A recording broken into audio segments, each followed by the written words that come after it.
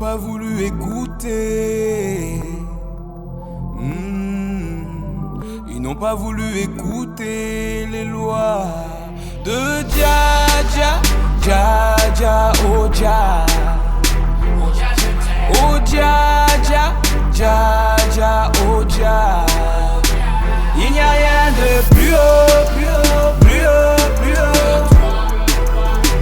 Il n'y a rien de plus haut, plus haut, plus haut, plus haut. Il n'y a rien de plus haut, plus haut, plus haut, plus haut. Il n'y a rien de plus haut, plus haut, plus haut, plus haut. Religieux et spirituel, c'est l'heure de l'éveil. Sortez de ce sommeil, du monde des merveilles. La guerre céleste a commencé, faut pas l'oublier. Les genoux à terre, commencez à l'implorer. Ça fait beaucoup d'années que les humains n'ont pas géré. Pourtant les messagers ont tout bien expliqué. Malgré ça les gens ne font que pécher sans hésiter. Personne pour s'aimer et ni s'entraider. Je ne vois que de la misère, partout les mêmes galères. Du stress et de l'adultère, tous dans le feu éternel de Dja. Oh Dja Dja, Dja Dja, oh Dja. Oh Dja je t'aime, oh Dja Dja, Dja Dja, oh Dja. Otep, shalom, assalamu alaikum à tous et à toutes. Donc là, aujourd'hui, je vais vous montrer une vidéo de la chaîne des Bécars, un anti-musulman, d'accord, mais qui connaît très bien l'arabe parce qu'il est moitié algérien, il même le dit. Donc il connaît très bien le Coran, les hadiths et tout ça. Et je voudrais m'adresser à des gens qui pensent, parce que je parle d'Ibrahim Traoré, qui font de la jalousie. Il est né la nuit du dragon, d'accord. Je vous ai dit que la nuit du serpent, c'est obligé que le Mahdi doit sortir.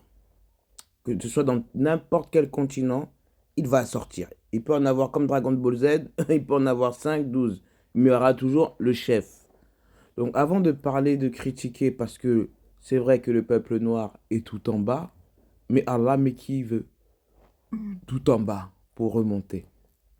Donc les racistes, vous dégagez de ma chaîne. Moi, je sais qu'au jour de la rétribution, au nom d'Allah, vous ne pourriez pas dire que vous n'avez pas été au courant. D'accord? Parce que la porte, comme dit le Christ dans la Bible, sera très étroite. Et pensez pas que vous allez tous entrer. Entre le tiers, nous sommes 8 milliards sur Terre. Il y a plus de 2 milliards de chrétiens, plus de 1 milliard et quelques de musulmans. Et après, ça reste le reste. Vous n'êtes même pas capable de résister à de 100 000 personnes satanistes et 600 000 francs-maçons. Parce qu'il dit tout bien qu'ils sont tous notés, sans compter les démons et les marabouts qui sont au-dessus, un petit nombre, moins de 100 000. Et ça, c'est prouvé géographiquement et sur Internet, vous pouvez le trouver. Donc, personne n'est saint ici, d'accord? Personne n'a les cartes. Si vous êtes lié à votre communauté, ça vous regarde. Moi, je suis lié au hack, je m'en fous, je suis un électron libre. Je vous dis, je survole partout votre chose, vos croyances, je survole les livres. Et je vous le dis, je le répète, je viens de l'Égypte antique, d'accord? Donc, si Allah m'a permis de lire le livre, c'est parce qu'il y a des raisons. D'abord, on va écouter ce qu'il dit.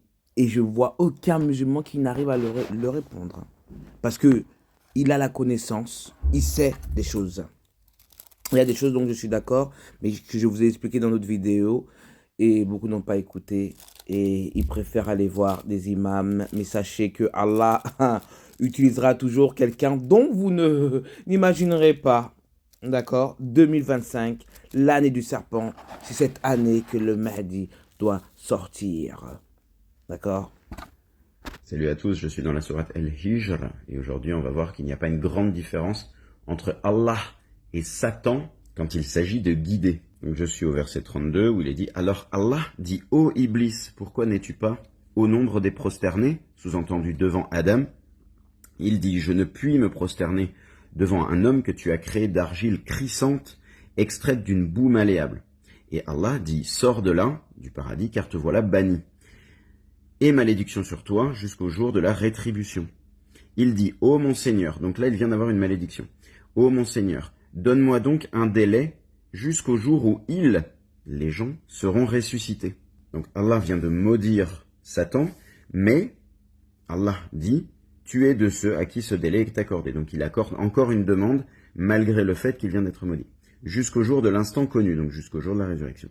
Verset 39, il dit « Ô mon Seigneur, parce que tu m'as induit en erreur, eh bien, je leur enjoliverai la vie sur terre et les égarerai tous. » Donc de la bouche d'Allah, Satan a été égaré par Allah. Et du coup, ce qu'il faut savoir, c'est que vous savez que Allah égare qui il veut et guide qui il veut.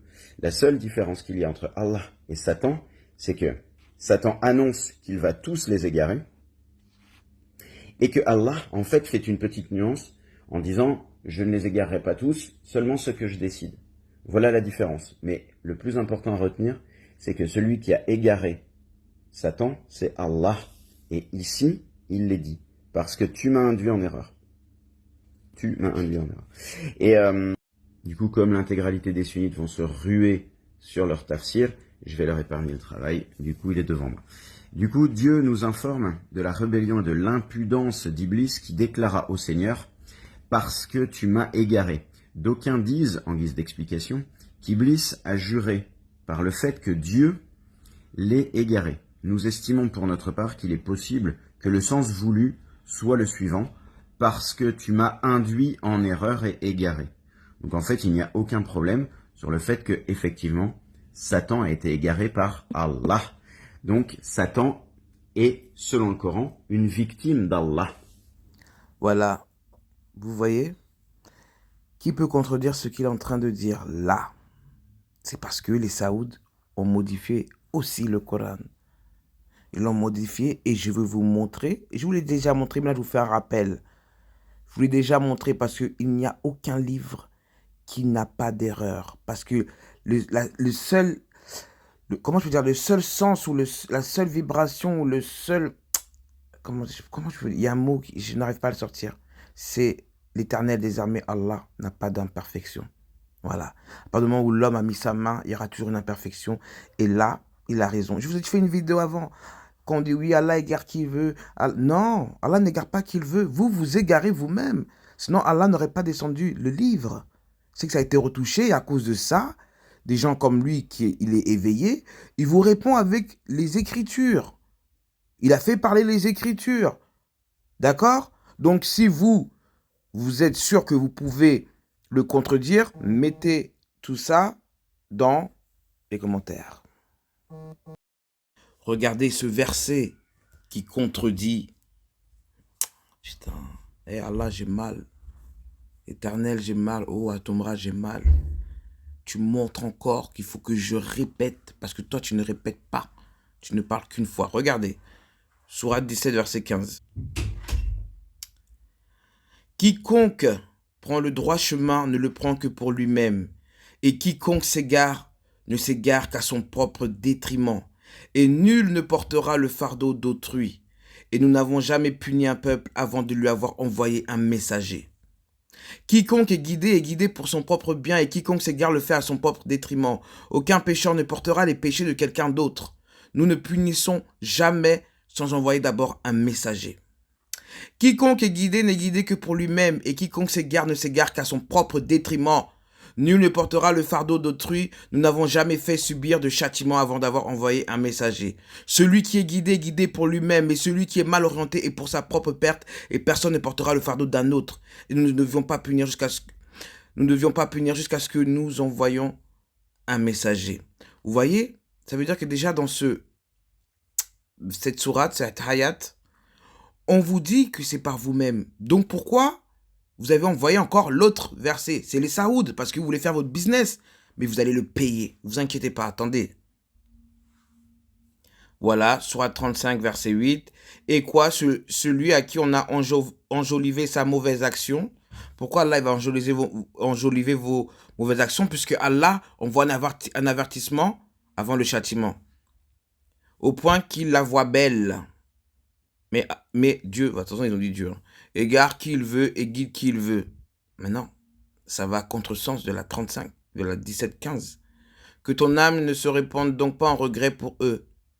Dieu est parfaitement savant de ce qu'il se fabrique. Vous pensez que l'Éternel, il est dans les trucs comme ça, là? Ça, c'est les Saouds, ça. Enjolivé à ses yeux. Donc, vous voyez... j'ai pas de mots. Je vous l'ai dit depuis, je vous l'ai dit. Je vous l'ai dit.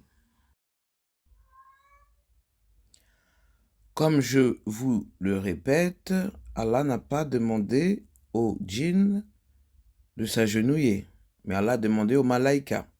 Sourate 7, verset 11, je vous l'ai dit, nous vous avons créé, puis nous vous avons donné une forme. Ensuite, nous avons dit aux anges, qui sont les malaïkas, prosternez-vous devant Adam. Ils se prosternèrent, à l'exception d'Iblis, qui ne fut de ceux qui se prosternèrent. Excuse-moi. Nous vous avons créé, puis nous vous avons donné forme, puis nous avons dit aux anges, tombez prosternés devant Adam. Ils tombèrent prosternés, excepté Iblis, s'il n'était pas de ceux qui se sont prosternés. Nous vous avons créé, puis nous avons donné forme, puis nous avons dit aux anges, prosternez-vous devant Adam. Vous avez vu, au nom de quelqu'un, nous avons dit aux djinns et aux anges. C'est pas écrit ça. D'accord? Déjà de 1. De 2, je vous ai déjà fait la vidéo sur les Jans, qui étaient là avant les djinns. Ce sont les ancêtres des djinns. Ça fait comme Abraham, on a changé djinns, on a enlevé la lettre A, I.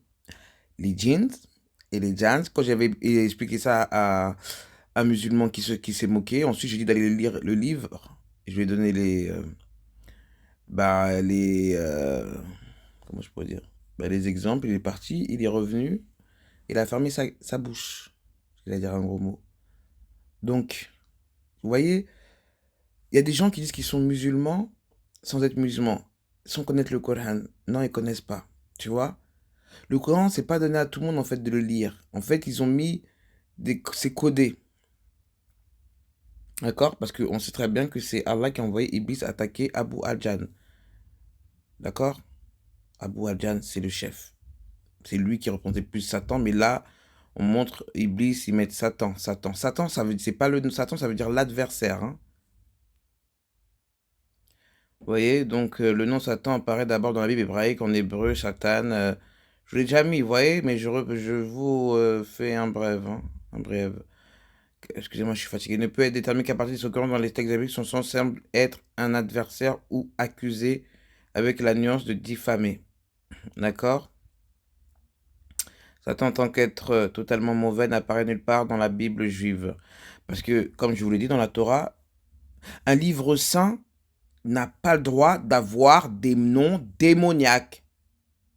Dans un livre saint, vous ne pouvez pas dire le nom d'un démon. Sinon, ce n'est plus un livre saint. Dans un livre saint, on ne parle que de l'Éternel.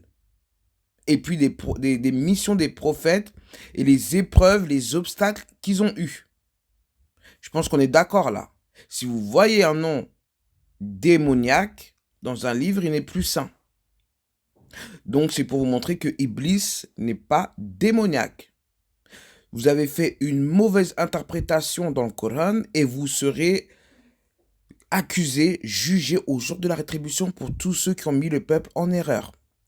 Le traître ici n'a pas son nom dans le Coran, c'est Abu Al-Jan. Moi, je ne connaissais pas Allah, il m'a montré l'histoire dans mes rêves, dans mes visions, si vous préférez. D'accord? On reprend. Et dans ce passage de l'apôtre, on va commencer par le 16. En effet, ce n'est pas en ayant recours à des récits imaginaires sophistiqués que nous vous avons fait connaître la puissance et la venue de notre Seigneur Jésus-Christ, mais c'est pour avoir été les témoins oculaires de sa grandeur. Donc là, ils disent qu'ils ont été témoins, d'accord? C'est du français.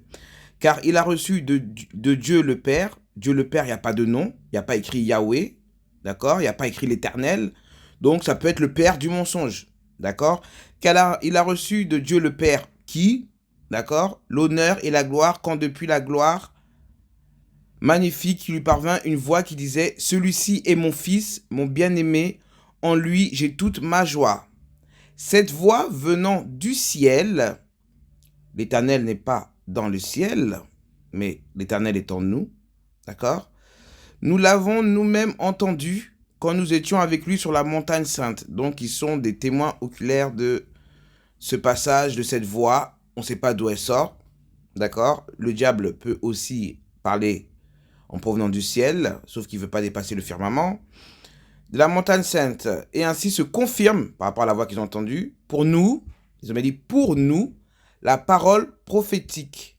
Vous faites bien de fixer votre attention sur elle, comme sur une lampe brillante, une lampe brillante dans un lieu obscur, jusqu'à ce que paraisse le jour et que l'étoile du matin se lève dans vos cœurs. Mais l'étoile du matin, on sait, c'est Lucifer, qui est l'étoile de l'aube. Car vous savez cette chose primordiale, pour aucune prophétie de l'écriture, il ne peut y avoir d'interprétation individuelle. Donc comme là, c'est eux, ils sont 12, hein, donc on doit dire, ah oui, c'est vrai. Puisque ce n'est jamais par la volonté d'un homme qu'un message prophétique a été porté, c'est porté par l'Esprit Saint que des hommes ont parlé de la part de Dieu. Dieu, c'est qui Dieu? Dieu de quoi? Dieu des ténèbres, Dieu du ciel, Dieu de l'eau, Dieu de la forêt, on ne sait pas. D'accord? Donc le mot Dieu, je vous ai dit que c'est un mot commun. Certains le prennent pour un titre, mais c'est un nom commun. Et dans Apocalypse 22, verset 16, moi, Jésus, j'ai envoyé mon ange, il n'y a pas de nom, on ne sait pas, pour vous attester ces choses dans les églises. Je suis le rejeton de la racine de David et son descendant. Mais pourtant, Mariam ne descend pas de David, c'est Joseph. Et son descendant, l'étoile brillante du matin. Voilà, donc l'étoile brillante du matin. Qui est l'étoile brillante du matin? Lucifer. Selon Wikipédia, dans la mythologie romaine, l'étoile du matin est appelée Lucifer, celui qui porte, qui amène, la lumière. Lors de l'hellénisation de Rome, il sera assimilé à Léosphoros Phosphoros grec. D'accord, donc vous jouez à quoi là, vous les religieux là? Salut à tous, je réponds à Patricia qui dit salam, mais vous devez vous renseigner que les livres Torah et Évangile ont été falsifiés. C'est pour cela que le livre Le Coran fut descendu. Alors non, ils n'ont pas été falsifiés, sans quoi dans Al-Maïda 43, ta divinité ne déclarerait pas que la Torah, c'est le jugement de Dieu. Et il ne déclarerait pas non plus que dans Al-Maïda 44-46, dans la Torah et l'Évangile, on y trouve guidance et lumière. S'ils avaient été falsifiés, ils diraient qu'on y trouve égarement et ténèbres. Et par exemple, pour les gens qui ne croient pas au Coran, ils diront cela du Coran. Ils diront, dans le Coran, on y trouve égarement et ténèbres. Et certainement pas une guidance. Dans Al-Maïda 48, le Coran confirme, mais prévaut. Donc ça n'a aucun sens, sauf si le Coran se présente non pas comme un rappel comme il le fait croire, mais comme une réforme, c'est-à-dire un changement. Et on sait qu'il y a beaucoup de changements. Par exemple, que la Mecque soit une ville sainte, c'est un changement. Que Jésus n'ait pas été crucifié, c'est un changement. L'orientation, la Qibla, c'est un changement. C'est un fait. La Kaaba, c'est un changement. Bref, donc tous ces changements existent. Dans le livre qui, d'après ta divinité, contient guidance et lumière, il est dit que Dieu ne changeait pas. Donc il y a contradiction.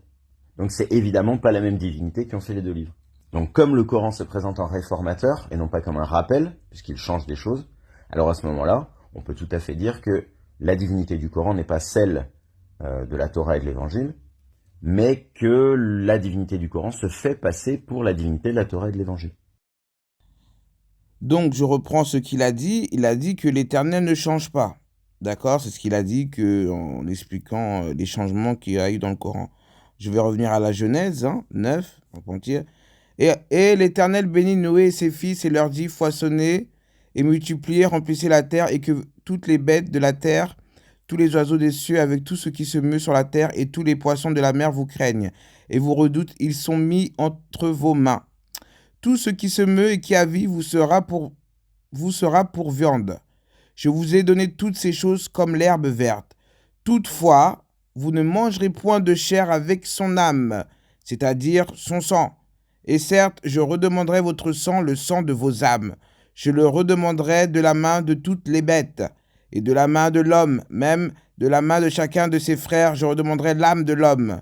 Celui qui aura répandu le sang de l'homme dans l'homme, son sang sera répandu, car l'Éternel a fait l'homme à son image. L'Éternel a fait l'homme à son image, donc on ne doit pas boire le sang de l'homme, ni manger sa chair. Mais, ceci est mon corps, ceci est mon sang.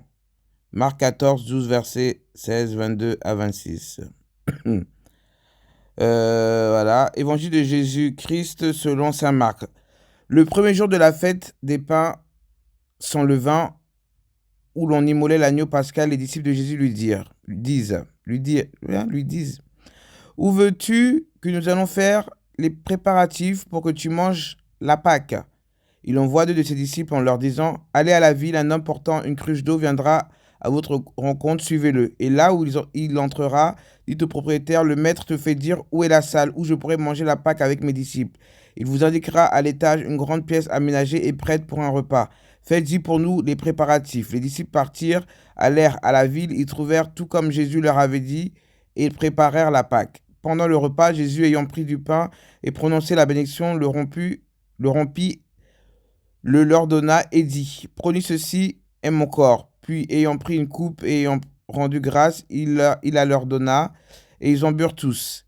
Il leur dit, ceci est mon sang, le sang de l'alliance versé pour la multitude. Amen. Je vous le dis, je ne boirai plus de fruits de la vigne jusqu'au jour où je le boirai de nouveau dans le royaume de Dieu. Après avoir chanté les psaumes, ils partirent pour le mont des Oliviers. Donc maintenant, vous voyez très bien que Jésus a dit de le manger, en fait. Il faut le manger pour avoir la vie éternelle, en fait. Il faut le manger. C'est la même histoire que Dracula. D'accord? Sauf que Dracula prend le sang, ou alors il peut s'il vous mord, il vous transfère la vie éternelle. D'accord? Donc il y a toujours une histoire de sang et des bails comme ça, là. Donc là, ils vont faire le commentaire. Les amants de ce monde prouvent leur générosité en donnant de l'argent, des vêtements, des cadeaux divers. Personne ne donne son sang. Le Christ, lui, le donne. Il prouve ainsi la tendresse qu'il nous porte et l'ardeur de son amour. Sous l'ancienne loi, Dieu a accepté de recevoir le sang des sacrifices, mais c'était pour empêcher son peuple de l'offrir aux idoles, et c'était déjà la preuve d'un très grand amour. Mais le Christ a changé ce rite. Le Christ a changé ce rite. D'accord? Donc lui qui disait au début, oui, Dieu ne change pas, gna gna gna. Là, le Christ, il a changé le rite que l'Éternel des armées a dit. La victime n'est plus la même, c'est lui-même qui offre en sacrifice le pain que nous rompons. N'est-il pas la communion au corps du Christ? Donc ça, c'est du cannibalisme spirituel. 1 Corinthiens 10, verset 16. Qu'est-ce que ce pain, le corps du Christ? Que deviennent ceux qui y communient?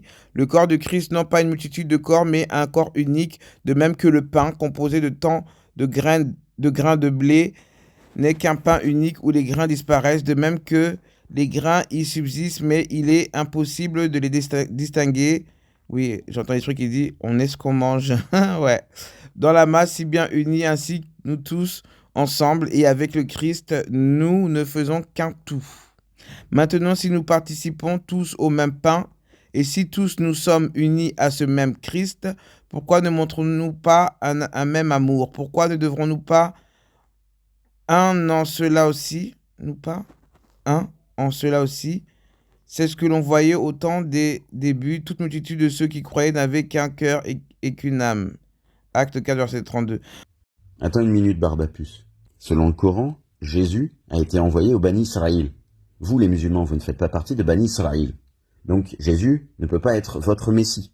Et toi, tu dis quoi? N'importe quoi. Si les musulmans sont de Bani Ibrahim, alors Bani Israël sont musulmans. Mais non, pas du tout. Puisque dans les Bani Ibrahim, il y a aussi Esav. Donc il y a Édom, donc il y a l'Occident. Donc il y a 2 solutions. Soit Jésus a effectivement été envoyé au monde comme nous le disons. Donc il a été envoyé à toute l'humanité. Et à ce moment-là, ça comprend les Bani Ibrahim, les Bani Ismaïl, les Bani Israël, tout le monde. Ou alors, vous respectez ce que dit le Coran, c'est-à-dire qu'il n'a été envoyé qu'aux Bani Israël. Vous êtes des Bani Ismaïl, donc vous n'êtes pas concernés. Donc il n'y a aucune raison que Jésus soit votre Messie. Donc votre Coran est contradictoire. Vous pouvez m'envoyer tous les messages du monde, ça ne fait que confirmer la contradiction du Coran. Et là où il y a contradiction, il n'y a pas divinité. Salut à tous, je réponds à un commentaire qui ne m'est pas adressé de Do Islamingo, qui dit « je te retourne la question, pourquoi il a créé les hommes selon toi? Donc pour toi, Dieu a besoin de nous. » Donc Do Islamingo est un musulman, et là, aujourd'hui, j'appelle tous les musulmans à arrêter de dire Dieu quand il s'agit de parler de leur divinité. La raison est très simple, et c'est vous qui nous la donnez. Si Allah, c'est le nom propre de votre divinité, pourquoi vous essayez à chaque fois de le traduire? Parce qu'à chaque fois que vous le traduisez, en fait, vous admettez que Allah n'est pas un nom, c'est juste un titre. Donc, dans votre intérêt, continuez de l'appeler Allah, au moins faites semblant de respecter votre divinité, et appelez-le par son prénom. Comme ça permettra aux croyants de ne pas confondre. Il y a les partisans de Allah ou Baal, vous, et les partisans du Dieu d'Israël, nous. Et comme ça permettra à celui qui tombe sur un commentaire comme ça au hasard d'être fixé. Et au plaisir de te lire. Sur ce, il a raison. Arrêtez de dire le mot Dieu, parce que le mot Dieu, il parle de Ban Israël. Je sais pas si toi, tu es un juif. Bon, moi, de ma grand-mère, mon arrière-grand-mère, mon grand-père l'est. On n'a jamais dit Dieu.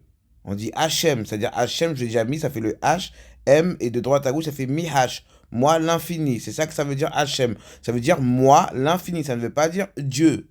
De 1. De 2, on va lire Malachie 1, verset 9. Priez Dieu maintenant pour qu'il ait pitié de nous. Point d'exclamation. C'est de vous que cela vient. Vous recevra-t-il favorablement, dit l'Éternel des armées. Donc c'est qui parle? C'est-à-dire que c'est l'Éternel des armées qui dit, maintenant donc suppliez le Dieu fort. C'est-à-dire que c'est l'Éternel qui vous dit ça. Afin qu'il ait pitié de nous. C'est-à-dire que l'Éternel se met avec vous, les humains. Tellement le mot Dieu est au-dessus de l'Éternel maintenant. Et l'Éternel vous dit cela venant de votre main. Et l'Éternel vous pose la question si Dieu vous recevra-t-il favorablement. Ouais, l'Éternel, vous rigolez pas avec lui. Hein. Et maintenant implorez donc Dieu afin qu'il use de grâce envers nous. C'est par vos mains que cela a eu lieu. Vous recevra-t-il avec faveur, dit l'Éternel des armées. C'est-à-dire que l'Éternel fait de l'ironie là. Donc oui, DBK, tu peux garder le mot Dieu. Je préfère qu'ils disent Allah, parce que Allah signifie celui qui mérite d'être adoré. Donc Dieu, ce n'est pas un nom, déjà de 1. Et Allah aussi n'est pas un nom. Donc tu ne peux pas dire au caca qui pue quand toi tu es le pipi sans eau. D'accord? Donc, et pour accentuer ça, on va partir à Ésaïe 42, verset 8. Voilà. Je suis l'Éternel, c'est là mon nom. Et je ne donnerai pas ma gloire à un autre, ni mon honneur aux idoles. Donc ça coïncide avec Malachie 1, verset 9. Donc toi, je voudrais que tu me dises, vu que tu attaques les musulmans, je vais vous attaquer tous en groupe. On va faire un groupe, hein, comme tu penses que tu es au-dessus, mais vous êtes à la même hauteur. Hein. Cite-moi, toi, dans la Bible où il y a écrit le nom de l'Éternel, où il y a écrit le nom de Yahweh. Y-W-H-W. Où il y a écrit ce nom dans le Nouveau Testament? Non, c'est écrit le Père. Je le répète, c'est écrit le Père. Dieu, le Père. Mais le Père de qui? Le Père de Jésus, oui. Mais le Père du mensonge, qui est le Père du mensonge. Donc arrête de croire que t'as d'aide quand t'as dit le nom Dieu pour savoir Dieu, c'est de la merde. C'est de la merde. D'accord? Le diable, il s'appelle Dieu de l'enfer. Dieu de l'enfer. C'est-à-dire que quand tu es en enfer, tu l'appelles Dieu. Mais personne ne peut dire je suis l'Éternel. Non, personne ne peut dire je suis l'Éternel. Et même quand tu le mets au féminin, à voix orale, ça dit encore éternel. Mais toi, ton Dieu, qui a un nom masculin, quand je dis féminin, ça me donne déesse. Donc ça a changé le nom. Ouais, petite discussion. Ça vous fait quoi de savoir que Macron a reçu le PDG de la Syrie, entre nous? Il lui a serré la main et tout. Un ancien terroriste de ISIS. Un ancien terroriste de ISIS. Mais ferme là. Tu crois que moi, ISIS, j'ai quelque chose à voir avec tout ça là? Ça vous fait quoi en fait d'avoir un président comme ça? Est-ce que vous vous sentez fier de lui? Est-ce que vous allez voter pour le successeur de Macron, c'est-à-dire Édouard Philippe ou Gabriel Attal, pour qu'il reproduise encore ce schéma-là? C'est étonnant quand même. Oui, c'est étonnant quand même. Donc maintenant, comme tu es dans la théorie, on fera en sorte que dans la pratique, tous vos mots se matérialisent, n'est-ce pas? Et maintenant, vous verrez, c'est qui que l'Éternel, Allah, Yahweh, va monter.